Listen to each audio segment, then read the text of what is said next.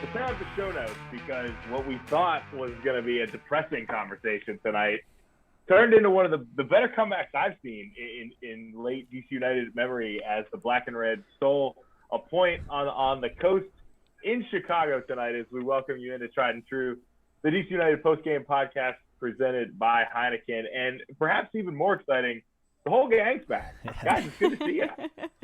Good to see you. Yeah, coming in from all sorts of places, actually. John, you were very close to the action. You should have gone. I know. I wasn't close enough to get a good feed available on the TV, and so I was relegated to ESPN Plus tonight. But I got to see the highlights through the voice of Dave and Devin on Twitter, and yeah, it's exciting to have a point out of that. It was, man, I was ready to be pretty down on this team for 81 minutes. Well, I don't know. Do you think that the late goals really change your perspective of the whole game? Because I think that there are definitely still points we can talk about. Yeah, absolutely. There's a lot we've got to cover. But I think the biggest thing for me is, for a while in the second half, it felt like we were defending for our lives. And it was the first time where I kind of felt like we didn't have that fight going forward. But at the end, we saw that obviously I was wrong. It was there. And it sounds like we might be prepping for a press conference here momentarily. Yeah, still prepping. Still getting there. Awesome. Well, we will be carrying that live tonight, which is exciting, and that's something we've been able to do recently. Yeah, we appreciate everyone hanging with us, as you can hear a little bit of the behind the scenes of those pressers as well. But Black, what did you think?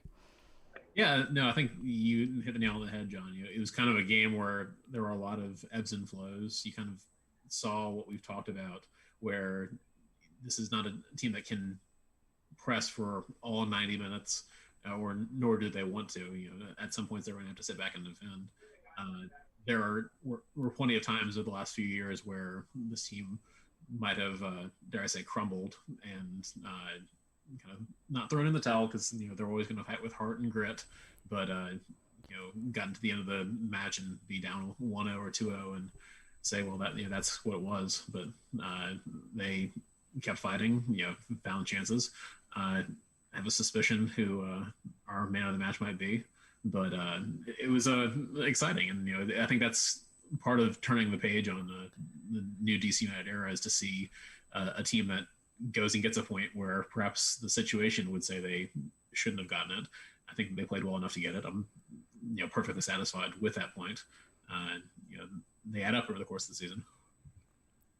Yeah, I was just thinking as John was doing the intro there, it feels as long as it's been since we've all been on the show together that I've seen a DC United comeback. I was ready to, like you guys kind of hinted on, I was ready to chalk it up and wrap it up about the 70th minute, because we're kind of used to that. But the team showed kind of what we've been harping on them all season.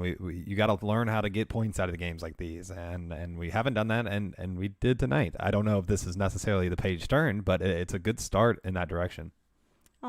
Shouts to Triple Digit One, who just said that's amazing and happy to have the whole gang back. We missed you guys, so thanks so much for watching. But we also have some on the ground knowledge. James Lambert is there. He said it's actually a gorgeous night here, not hot at all, which really helped them late.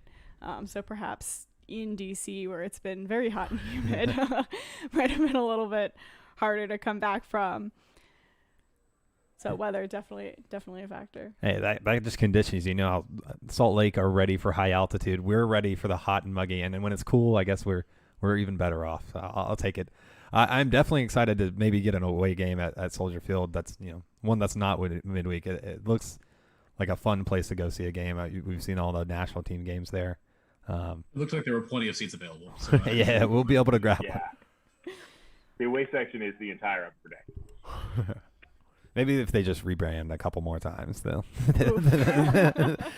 finally. It's tough to watch the telecast. Now you see the current but future old logo. It's like, at least the one they're coming back with is so much better. But yeah, Sam, you didn't talk a whole lot about your thoughts, just on the game. I mean, were you as the eternal optimist on the show? Were you as resigned to a loss at the 70-minute mark as the rest of us were? I kind of think I was. We pressed a lot at the very beginning.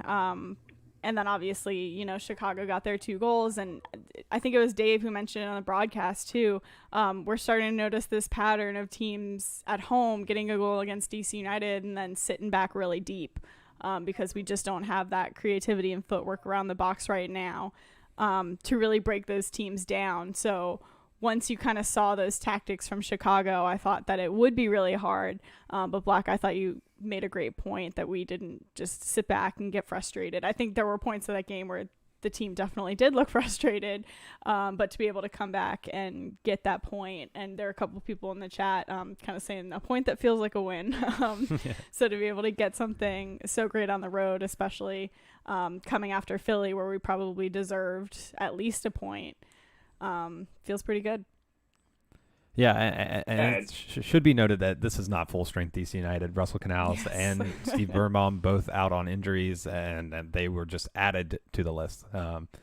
And we got some guys in the national team camp that could definitely contribute for us. So yeah, it definitely feels like a win. I wonder if in this press conference there's questions about the quality of depth, though. This is not a great Chicago team. And there are some guys, and I don't want to single out anyone right before the press conference, but there's some guys that make a lot of money that are coming off the bench for DC United and not contributing. And then there's Kevin Paredes, who is a homegrown player coming off and just lighting up, which I love to see. Try to end on a positive there. Yeah, I mean, toward the end of the game, you had Paredes in there, you had Nyman in there, you had Yao in there, you had Skunderich in there, you had the youth movement pulling the team back, and then obviously the wily veteran and Kamara stepping up to bury the PK. But it's a team that has to get production from the youth in order for things to happen. Particularly in those last couple of minutes, defending for your lives. Yao had that excellent clearance where it had to happen. It's the nature of the schedule. It's going to come and go, and obviously I think we would love to have Ariel in there and Pines in there, and have the team at full strength. But that's MLS for you. Yeah, and it could have been a very different game. Josh and I were texting a little bit at the beginning, and first 10 minutes it easily could have been 2-1 DC United. There were ample opportunities to score. I thought there was a great build-up play. Gressel had an excellent ball. He got Roberta. Roberta took a shot that was a little bit challenging, and perhaps he didn't have enough time to pick his head up and survey the field. But Ola Kamara could have been set up for probably the easiest goal of his career if Roberta had seen him. And those types of things, the frustration was really building for me as the game went on, and we weren't breaking through because the opportunities were there, and that felt like something that this team is just still not. They're not as just dominant in front of the net as they should be, and if they can get there, I think this team's going to be all good, and that's what I want to see. All good. It looks like we're about ready to start the presser. All right, we'll get started. We'll go to Steve Goff first. Steve, go ahead, man. Quite a comeback at the end of the game. What'd you think of the way the team kept going and kept playing hard and was able to get those 2 late goals? Look, Steve, after a hard defeat at the very end against New York City and at the very end for 5 minutes before the end against Philadelphia, now you're playing on the road, 0-2 behind after creating again. You know better than me. You count the situations we had, and those situations are not shots from 30 miles. Are really big opportunities inside the box, 1v1s with Nigel, Roberta, Yamil Assad on a cut pass from Julian, the corner kick after 5 minutes, and when you miss so many opportunities and still you are 0-2 behind, and you have in the back of your head games like New York City and Philadelphia, well, I can only say congrats to the mentality and the way the team came back. At the end, we play all or nothing. We changed to a back four. To the substitutions did it well because Jordi is playing the assist to Kevin and Griffin and Drew, and at the end even Felipe. and we play with a big heart. And once again, if we start to put all those situations in the back of the net, this team needs to have 6, 7 more points, and that's the difference between playoff or no playoffs. So, from my point of view and the team point of view, I don't think we can do more. I don't think we can play better. The first half was total domination. The only opportunity of Chicago Fire is the goal. The second goal is a non-goal. So what can I say, Steve? At the end, I have to be happy with 1 point. But when you see the totality of the game, we came here to win. And we create. We'll go to Jason As you Anderson. said, the first half, you were really in control. You created all of those chances. At halftime, you did make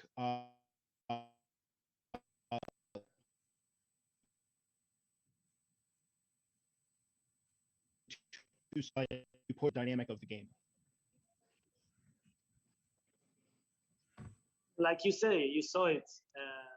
The meaning of the changes was play with 3 forwards instead of with 2, with Jordi, Nigel, and Ola pushing on the 3 center backs. Moses and Junior playing man against Jimenez and Medran, and taking more risk, being more offensive on the left side, knowing that Kevin has more offensive qualities than Josep. I have to say, Josep and Yamir were doing a good game, but you need to force things. You need to put even more offensive players on the field. After all the chances you create, you try to force things, and Jordi has a unique opportunity. The goalkeeper saved it, and then in a rebound, Junior missed it.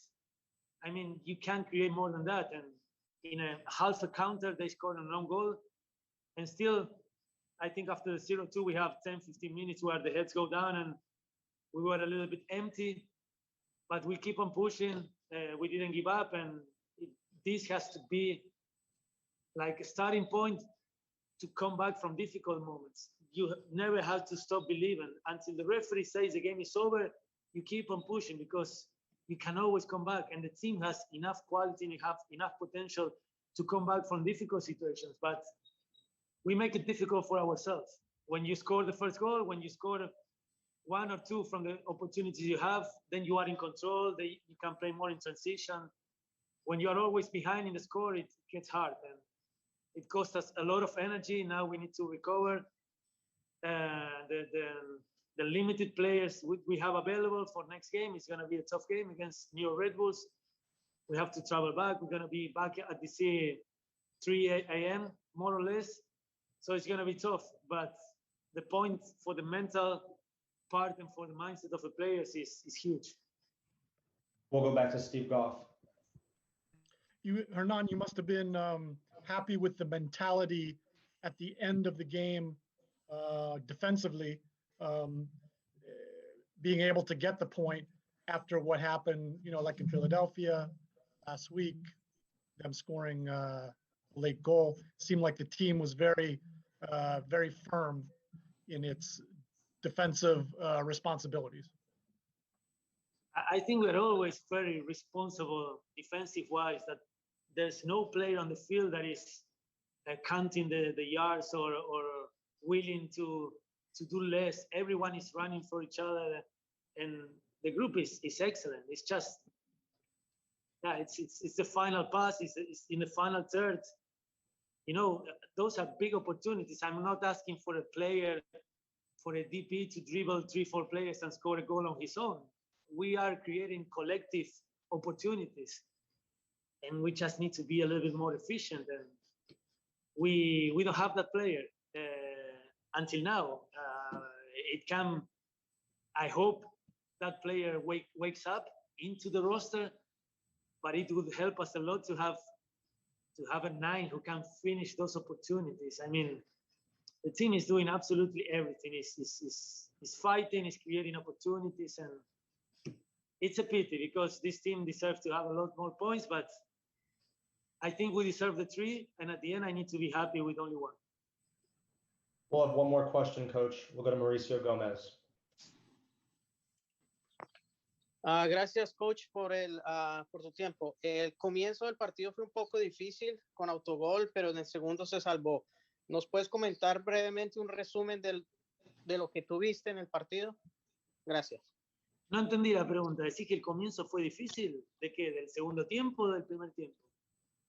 Del primer tiempo, por lo que pues estábamos con el autogol, estábamos 1-0 y luego El pues, vino autogol fue en el autogol. segundo tiempo. Por Autogol eso, fue en el segundo tiempo. por eso, empezamos en 1-0, luego en el segundo tiempo fue el autogol y Ajá. ya pues al final, ¿cómo fue el overall de todo el partido? Brevemente, por favor. El comienzo fue fantástico. No sé por qué decís que el comienzo fue malo. El comienzo fue espectacular, con situaciones de gol, con nuestros delanteros mano a mano con el arquero, peligro en las pelotas paradas, control total del partido. El comienzo fue excelente, como fue excelente el comienzo en Filadelfia, como fue excelente el comienzo contra Toronto. Todos los partidos últimamente estamos comenzando fantástico. Es una cuestión de convertir las situaciones que uno tiene. Así que no tengo nada que reprochar con el comienzo. El equipo rival tiene casi 100% de efectividad en las ocasiones que generó. Villamí tuvo una atajada que fue su propio error por querer jugar corto, una salvada cuando el partido estaba 0-2, pero si no, Bill no tiene trabajo. Nuestros porteros tienen una atajada por partido. Así que habla muy bien de la defensa y habla menos bien de nuestro ataque con todas las situaciones de gol que tenemos y que no podemos convertir. Coach, that's it. Thank you. Thank you, guys. Bye. All right, that was DC United head coach Hernan Lozada. And I just cannot help but laugh because this Zoom call for part of that, I think we're breaking news over here. He just savaged Ola Kamara. I mean, there's no way around it. Like, you can call him the number 9 all you want, but oh man, it took me a second there to really compose myself after that. But yeah, if you didn't know it, it is quite obvious that Hernan Lozada would like to bring in another number 9 to be a very clinical striker at the top of the system. No. To be fair, he said that he would accept, any number 9 who could, convert chances and finish at the top. So that could be on the roster right now, but it didn't seem like there was any indication that he thought it was. Yeah. He went so far as to mention that I hope that it comes from within the squad, but I really want to go get a number 9. That's basically what he said. It's ridiculous. I don't think this is going to tamper the excitement for a certain Atlanta player, especially with all Zach, the can you hear me? Atlanta ties. Yes, I can hear you. All right, I think Awesome, we're heading buddy. over All right, back to jump the right in. We'll go to Steve Goff. presser. Speaking of Atlanta players, Hi, Ola. Thanks for your time.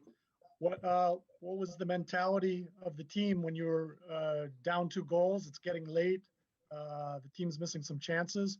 What was going on within the group?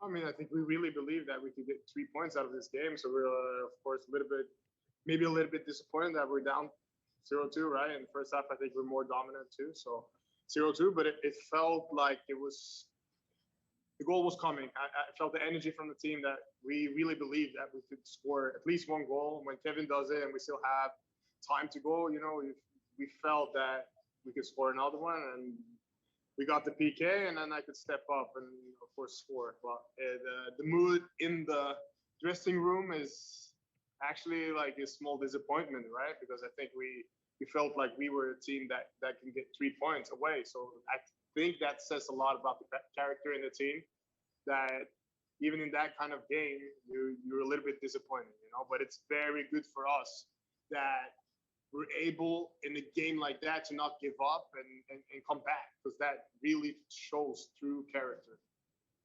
And that's the games you have in maybe playoffs and other games, right? We'll go to Jason Anderson.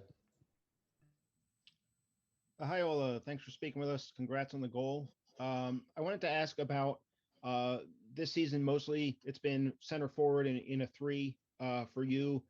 Tonight it was you and Nigel as a strike partnership up front. How do you think that aspect of the game went from your perspective?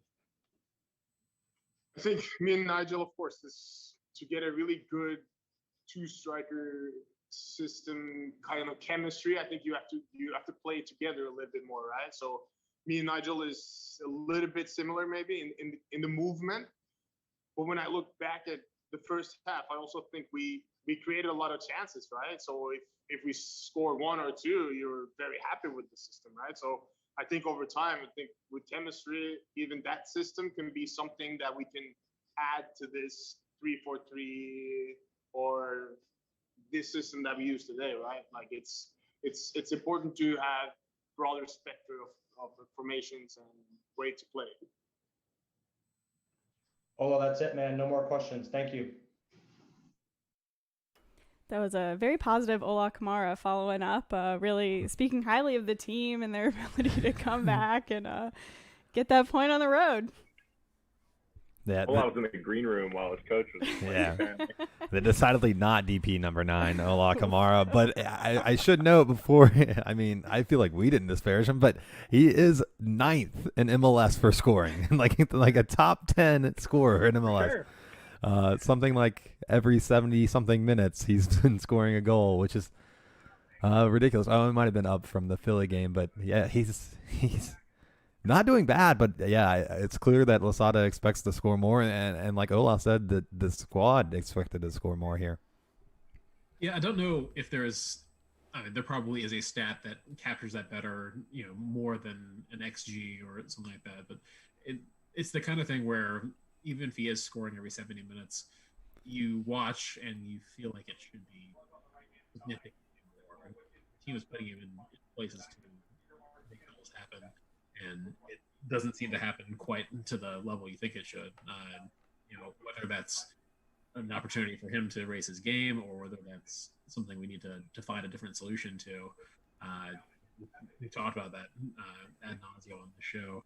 It's a challenge, but you've got to find a way to create those goals, especially playing bad teams like Chicago. Yeah, and that's not new this season, right? We're talking about this game about the chances we didn't put away in the first half, and that's something that we've seen this entire season is just really not putting away our chances in those critical moments.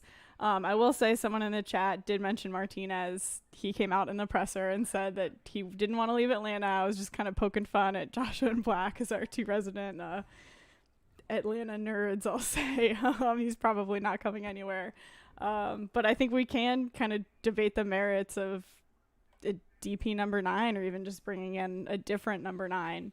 I know Joshua doesn't necessarily think that's necessary. Are you still hitching your wagon to Kamara?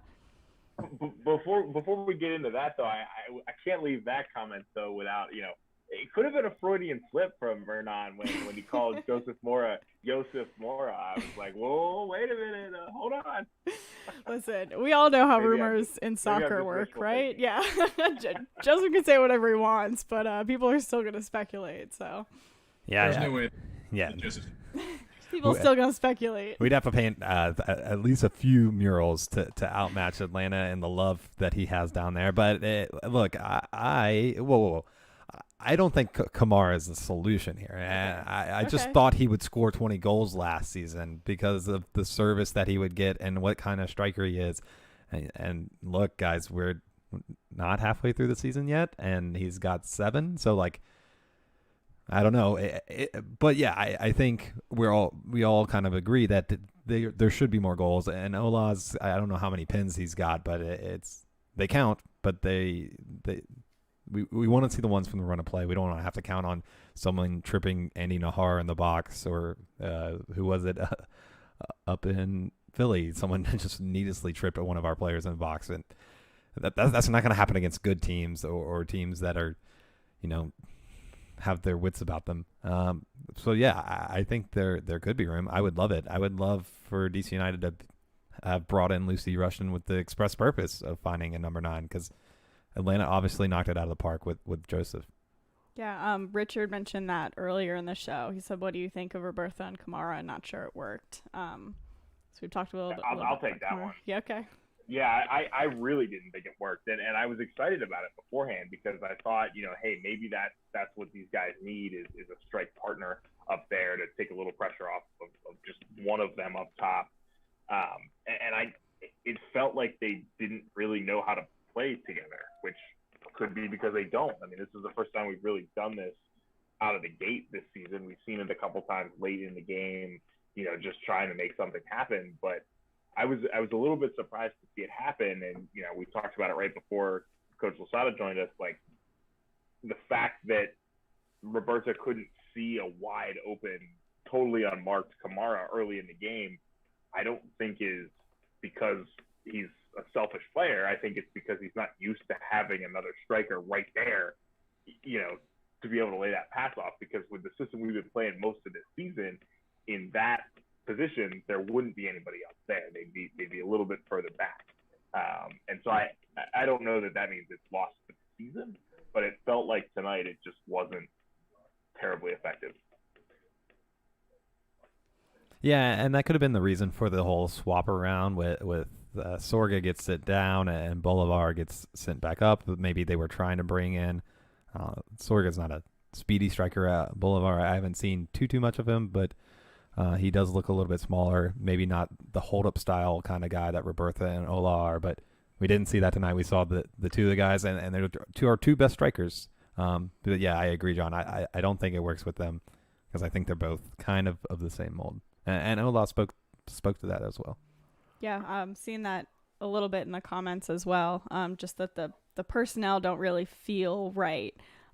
Which lends to my next question for you all is Losada mentioned that we shifted to 4 in the back there at the end of the game. And you can definitely shift formation without necessarily shifting tactics. So I think we can all agree he's not letting go of the tactics that he's introducing to DC United. But especially with the manpower we have right now, do you all think it would be like wise to switch formations? Do you think that's likely to see? What are your thoughts? We talked about when Hernan came in that we wanted to have a coach that wanted to play a specific system, that knew the way they wanted to play, that drilled that into the players and moved it forward. I agree with you that that doesn't necessarily always have to be in the same system. I think you get a lot out of playing a similar system consistently, or at least a smattering of intermixing where maybe it's going 3 at the back and sometimes 5 at the back. But that being said, you need to be able to mix it up. Sometimes the other team has an answer for what you're rolling out there, and you need to be able to adjust to it. So if that's going to 4 at the back or changing it up, this is not the first time that these guys have stepped on the field and played most of these different formations. All of them have come through different systems, different academies, different backgrounds. They can adjust to it. I think you should have a default that's your go-to. And I think we've started to see that from Hernan's teams, but by all means, situationally be ready to switch it up at a moment's notice.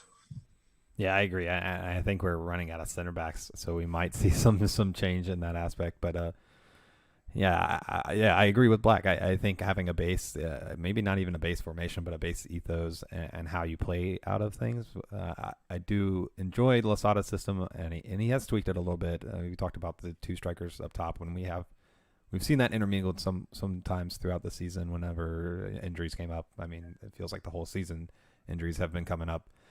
But yeah, I think we could see a switch to a 4 or a 5, but I don't think it'll change the ethos of the team, and I think they'll be all right. Yeah, not much to disagree with from my perspective. I think the wing backs are critical to the system that Losada wants to play, and so I like the base formation we're in.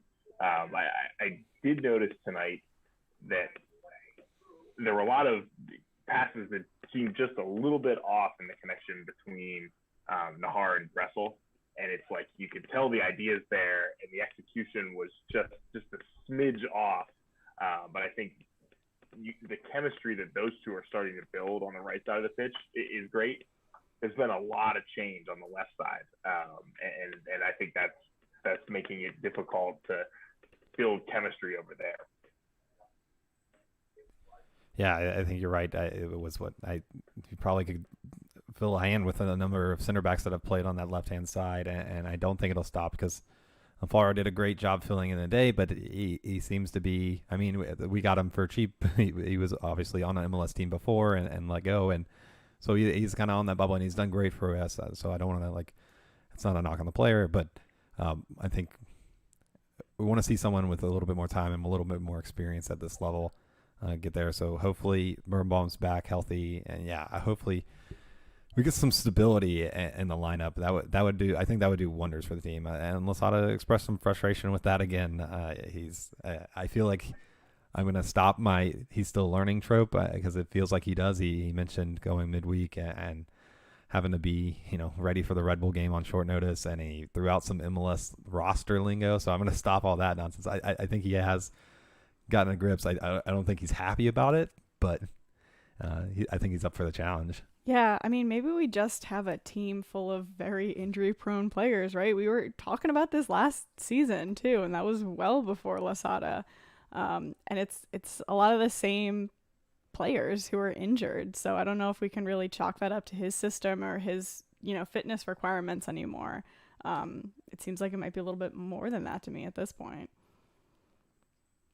Yeah, and I think there is something to be said too. We've talked about giving the team time to settle into the system and learn what they're supposed to do, and you're still seeing growing pains on that, especially when you're having to plug in different pieces.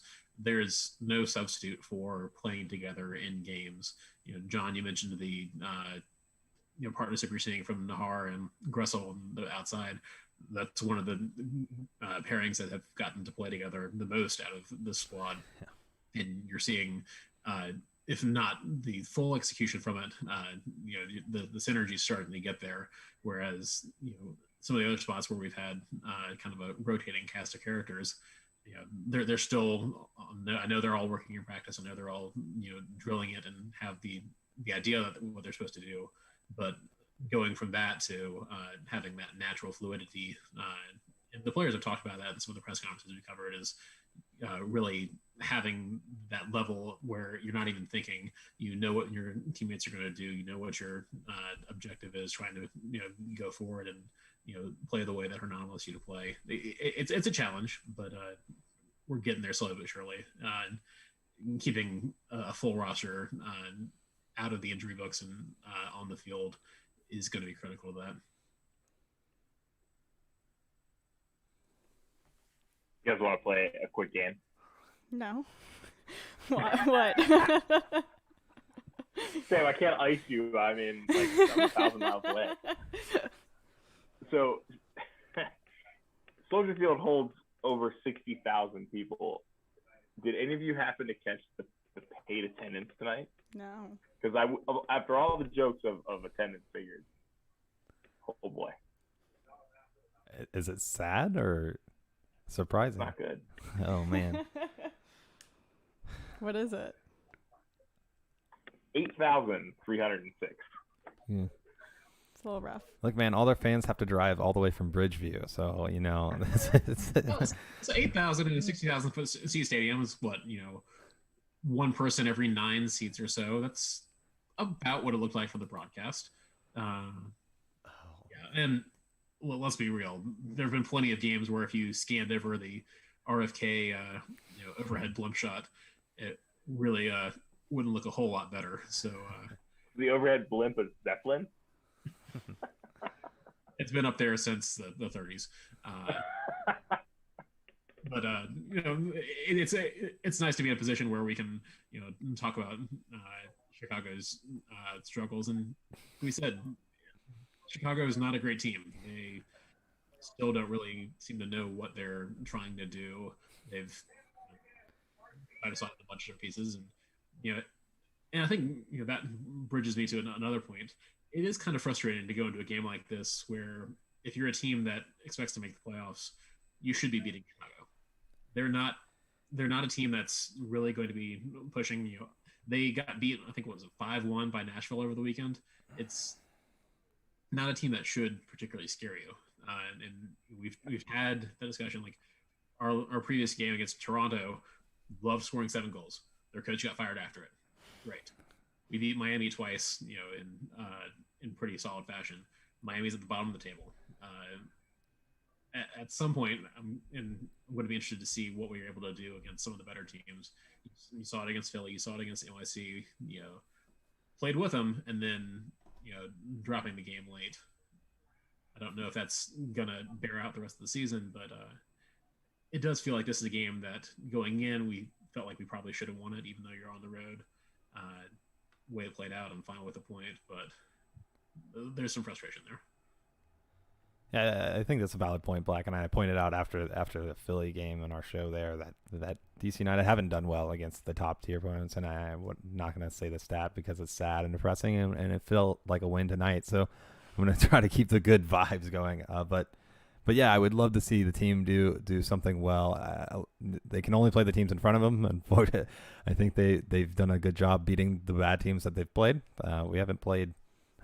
We played the better teams close.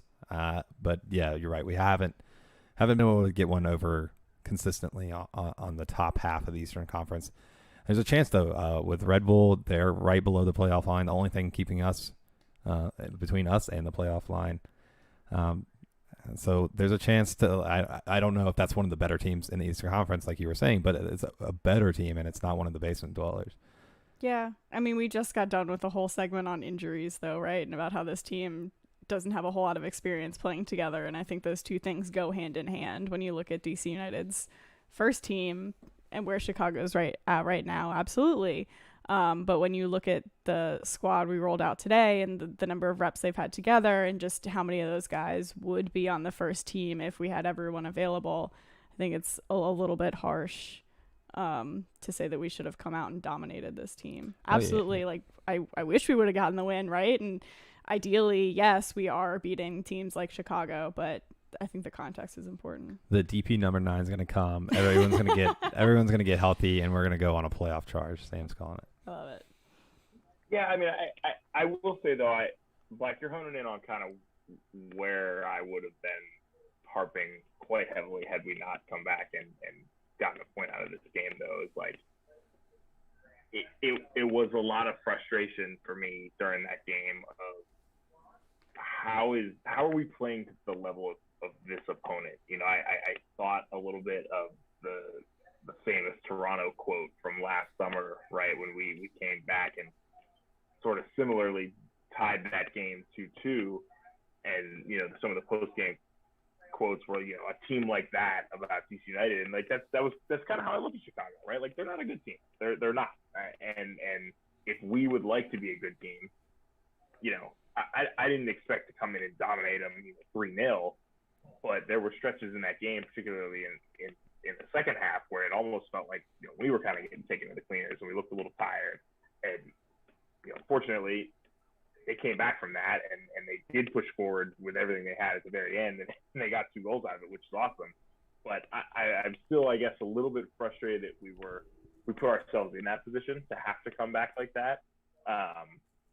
Because, yeah, I think if we're full strength, yes, we win this game. You know, we're probably not in that position, but I still think we weren't, you know, we're not quite as decimated to the point where I would have been okay with losing away to Chicago and been like, well, yeah, we're kind of banged up. I think that's the mentality that Hernan Losada is trying to impose on this team, is we're going to get these points, we're going to win these games. And I was frustrated for a lot of this game. I will say that. Yeah, I think that's fair. I think the injury concerns are fair. I think probably 3 starters out of the midfield and back line that would have been in. But yeah, it wasn't pretty soccer, and you could definitely tell the drop off. But I'm going to try to remain optimistic. I think people come back from camps and from injuries and just rock out. Yeah, and I mean, it's not a good Chicago team, but they, you know, lost their last game, but it was a really quick hat trick that kind of led to that 5-1. And they had won the 2 games prior to that, so they were kind of a little bit trying to build upward. So at least we weren't a part of that. Oh, man. All right, well, switching to New York City then. They played against Toronto today, and the score was 1-1. So it feels like the first time all season that we're not playing a midweek game when our weekend opponent is getting that midweek rest. I'm sure Losada would have let us know if he hadn't, and his whole spiel about 3 a.m. landings and all that. But yeah, it's good. We should be, you know, it's better to be on the same fitness level as your opponent, especially, man. Matt Doyle went on Filibuster and talked about how DC United is playing Red Bull ball, and whether we all want to acknowledge that or not, it's kind of true. It will be very interesting to see what the heck happens this weekend when neither team wants the ball and both want to attack in transition. I don't think Red Bull are good. I think we're kind of beat up, but sometimes good. So it'll be an exciting game. I can't wait for that. I think offense to calling it Red Bull ball. I understand that's they copyrighted it and marketed it. That they own it now. I think it's RB ball, right? yeah. They can't call it Red Bull. And it's not like Doyle's ever said anything just intentionally trying to inflame a fan base. It is what it is. But they're teams that do want to play similar styles, and frankly, Red Bull has had more recent success with it than DC United has had with our trademarked Benny ball. So why not shift it up? I'm enjoying watching it. I don't know about y'all, but why not play attractive fun soccer? And if it happens to be something we can do better than those guys from Jersey, then all the more power to it. Yeah, I'll just be excited to see them home again. I think even just this season, we've seen the noticeable uptick in that home field advantage that they are playing to. What? Nothing. Okay. Oh man. Well, before we leave this game, can we talk about our favorite players? I thought we were all going to be in consensus, but Sam seems to have a different opinion. I'll John normally leads the intro to this section and then nominates someone else. I'll try to be a little bit better and go first myself. I as much as I want to give it to Kevin Paredes for coming on and immediately being a spark on the field after a pretty dull and sad 70 minutes for DC United fans, I got to give it to Andy Nahar, who continues to impress on the ball. The own goal was hardly his fault, right? That stuff just kind of happens. Sometimes it hits your, you only get a piece of it, and the goalkeeper's already going the wrong way. And then he earns the PK that Ola, who I'll also give a shout for consistently finishing PKs. I don't think it makes you a man of the match, or even, I guess it does make you ninth in MLS for scoring, but Ola gets credit. But Andy was the best center back on the field and a very shaken up and mixed up back line, kind of like we talked about. So Andy's my man of the match. Yeah, I'm going to agree with that. I think he was playing so well today. He was really the only player that was consistently, beating men to his ball and, making positive dribbles forward. I thought he played phenomenally today. So Andy Nahar for me as well. So Joshua, I'm telling you there's a chance, because I thought you guys were going to go a different route, but all day I had Andy Nahar as man of the match. Even in the first half, Hernan Losada thought we dominated the first half. I don't know about that, but I thought that Andy Nahar looked miles ahead of the other players on the field at times. It was a nice game, which is still, even knowing how well he's played this year, it's kind of crazy to say that with how low the expectations were with him coming back off injuries and at his age, which he's still not terribly old, but he's not one of the young guns in this league either anymore. And so I thought he really stood out, and of course the own goal, that sucked, but that's not so much a knock on him. He was in the right position and trying to make a clearance, frankly, but winning the PK was huge as well. So for me it's Andy Nahar. And now all the pressure is on Michael Black. Well, which side was Andy Nahar on in the first half? Because maybe Losada just saw Andy playing. He said, "Oh, we're dominating. We're doing so well," and it was really just Andy. Oh man. Andy had another solid game, and particularly his winning the PK late can't be overstated. I can't give man of the match to a guy who put it in his own net. Man. I realize that it's not on his back entirely, but it came off him and it went in the net. At some point, I can't get over that. So for me, the guy who sparked the late comeback, man who steps up from his outside wing position, comes into the box, slots it in the bottom corner. Kevin with his second goal, and I'm not sure if player of the weekend, but he, the second goal in 3 games for the team.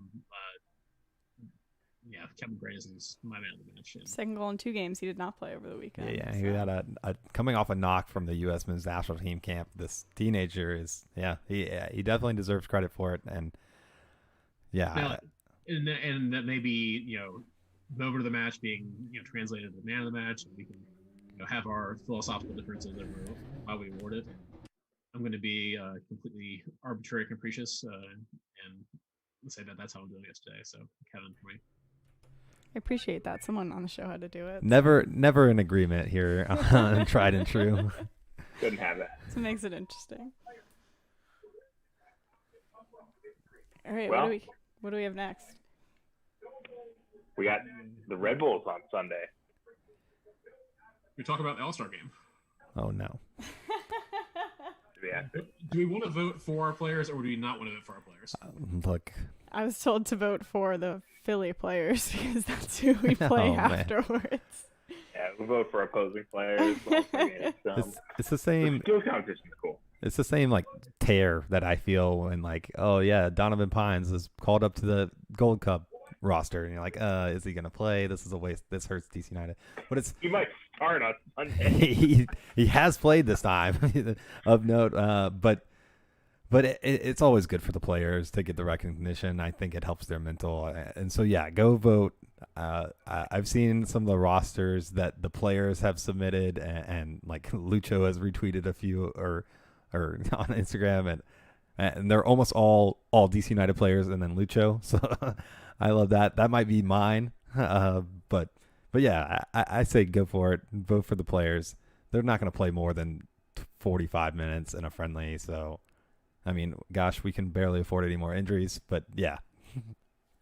Give the guy. I think I'm right there with you. I think, by all means, I don't know if there are contract stipulations on getting All-Stars or anything like that, but by all means, how many times do we talk about Paul Arriola being a national team mainstay? The All-Star game is not the national team. Let's not get that confused by any means. But for sure, recognize them, talk about the great work they're doing, and then maybe they decide not to go to the game. Should we run through upcoming games? Do we have show notes tonight? Is that why we're so off? We do not. It is... Well, we've got a rough framework, but like we said, DC United's playing the Red Bulls from New Jersey this Sunday at Audi Field. I think we're all going to try to be out there. Stay tuned for updates on when we're going to do our post-game breakdown. After the game, the U.S. men's national team is playing in the Gold Cup quarterfinals, so it's quite possible that we'll be glued to a TV somewhere watching that rather than doing a show, but we'll definitely get that information out to y'all. Other national teams, U.S. women played this morning, and they're playing again on Saturday. So let's get excited for that. Phenomenal. Can't go worse. It's the best thing I've heard about today. Yeah. Other DC area teams coming this weekend. Loudon has Tampa Bay on Saturday afternoon, and Spirit are at Louisville on Sunday. So lots of soccer. You got to love. Summers is a soccer fan. Always something to look forward to. So. That's future MLS D3 side, Loudon United. It's a lot of movement coming out of the USL world today in terms of the MLS teams. Loudon United actually one of them that are planning to stick around for a final season in the championship next year, at least reporting from The Athletic today saying, but it sounds like after 2022 they'll be moving along with all of the other teams as the draconian MLS rules require them to move to the new D3. But then also some USL news about potential pro rel and some other craziness. Joshua and I were talking a bit about it today. What are you guys' thoughts on the future of MLS and USL? Can they coexist for long, or what does this look like? Oh man, it's a lot, and I recommend anyone who is a nerd like me and really likes to dive into this stuff, listen to Allocation Disorder. They did a whole episode. They were focusing on a player who opted to sign for a USL team instead of an MLS team, because they gave him the option to leave, because the MLS homegrown contracts are normally 4 or 5 years. But it's kind of the start of this not happy, friendly buddy system between USL and MLS. It's starting to be a little bit more competitive, and MLS moving into D3. I really think we could see an MLS 2 come into a town near you, and I think it's going to be tough. It might be exciting for a while for U.S. soccer, but it's going to be wild, and it'll be wild to see where Loudoun ends up if the DC United gets another team in their system. It could be fun. Was that the guy in Louisville you're talking about? Yeah, The player? Yeah. Yeah, I saw that was breaking this week, and Louisville's like, we're going to do better at writing contracts moving forward. Yeah, I think, but he was basically a FC Dallas homegrown player who rejected his homegrown contract because he didn't want to stick around and at FC Dallas for 4 to 5 I years. think his contract with Louisville was like he could leave if the coach left. For Louisville, yes. I remember seeing that. Yeah. And I believe an Italian team was quickly monitoring, or I can't remember what side he went to, but someone was definitely monitoring that contract clause, because as soon as the coach left, the player is also gone. That's interesting, though, because, I mean, Dallas is selling their youth players left and right, so. Yeah, they are. That kind of just shows the thinking of the players in all this, and kind of Dallas is where their priorities are. Seems like their games are just showcases for them to be able to sell their guys on. Yeah. but as a young player, yeah. Go ahead. Bit of discussion on USL, and I've watched this league for a long period of time, and have looked at the history of soccer in the United States from the club level. I'm encouraged by the fact that the leagues look at it and think that they can actually start competing a little bit and not have to fully align and have everyone marking the same beat. I think competition is usually a good thing, particularly when you're talking about sports. It makes me a little uneasy, especially coming out of the pandemic and a tough year for sports revenues across the board, to have leagues start sniping each other. You see similar actions on the women's side where we rolled out a lower tier women's league as well, partnering with DC United. I'm interested to see what happens. I'm all for seeing more soccer and more options and more different formats. And if USL has success with Pro-Rel, maybe that's something that MLS mirrors. I don't see at any point where USL grows beyond the valuations you're seeing for MLS teams. It's orders of magnitude higher, but it's interesting. I hope it helps build both sides for the best, and that's kind of what we have to look for. Because if start undercutting and start snapping players off of each side, product goes down across the board, and that's not something anyone wants to see.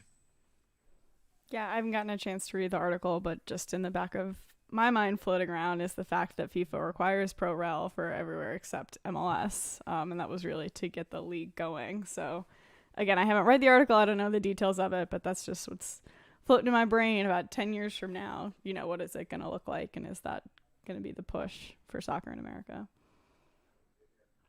We'll see. To me, it almost seems like USL kind of called here. A couple months ago, MLS announced this D3 thing and said, "Hey, we're taking all of our teams and kind of consolidating them here." And USL was like, "Okay, cool. Like, we're going to do this Pro-Rel thing, maybe between our leagues and grow them, and so you guys can kind of be irrelevant on the lower levels here, and then we'll see what we build." But I saw some interesting chatter on Twitter today just about like the concept that USL could really now grow 2 or 3 leagues that are MLS sized and establish Pro-Rel in it, and then then you start to ask some questions of like, if that happens, and I don't think that's a foregone conclusion. It's going to be a lot of work and a lot of years to really get there. But if you zoom out and you've got 2 or 3 leagues of 20 plus teams doing Pro-Rel at the tier 2, 3, and 4 level, and this top closed league, at what point do people start saying, well, is that really the top league? Like, why are they the top league?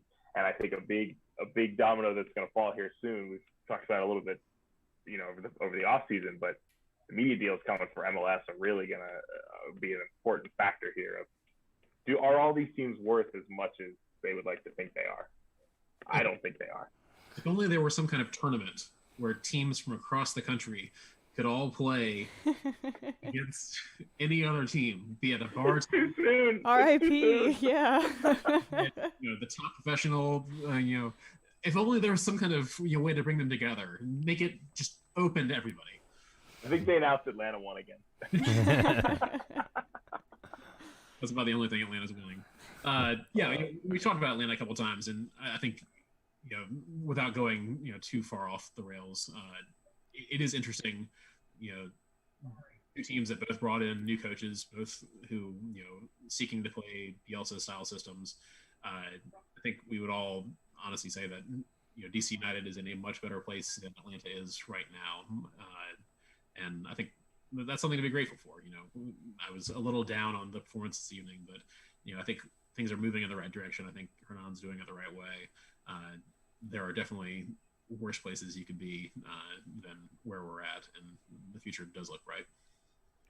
I mean, as long as we're not Inter Miami Club de Football. Yeah. I was just gonna say he doesn't have a DP number 9 to ostracize, but he might have taken a step towards that against Kamara today. But no, definitely thankful for Losada instead of Heinze. It's been fun to watch that crumble. Yeah, I think DPs are 2-0 against their new coaches, so maybe it's a good thing we don't have a DP to ostracize right now. Yeah. I mean, who's going to fight with her or not? No. All right. Well, guys, what did we miss? I mean, we went off on such a tangent, so I think not much in the world of soccer. That was a little bit of like mid-pandemic tried and true there. We kind of went back to regressed. It's the whole group back on Zoom. Yeah, we just regressed a little bit. You just start playing FIFA in the back.